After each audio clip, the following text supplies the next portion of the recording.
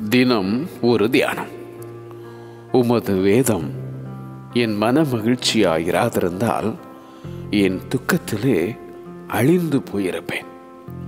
சங்கீதம் 119 வசனம் 92.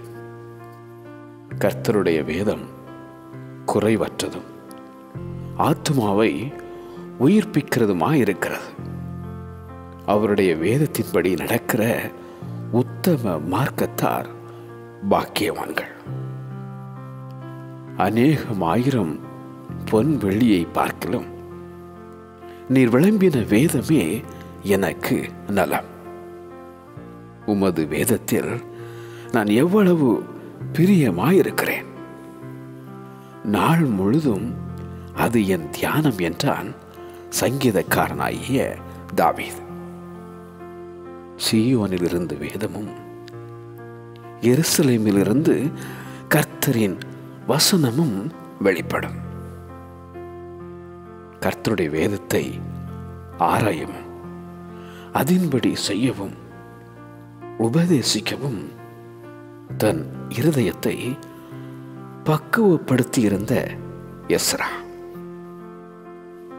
வேதம் உன்னை உடைத்து உருவாக்கும்.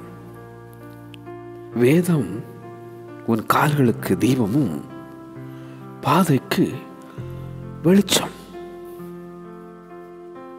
சத்திய வேதம் வாசித்திடு, ஜெபித்திடு தினம்தோறும்.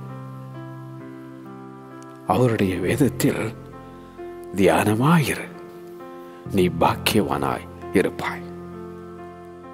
உமது வேதம் என் மன மகிழ்ச்சியாயிராதிருந்தால் என் துக்கத்திலே அழிந்து போயிருப்பேன். உமது வேதம் என் மன மகிழ்ச்சியாயிராதிருந்தால் என் துக்கத்திலே அழிந்து போயிருப்பேன். ஆமென்.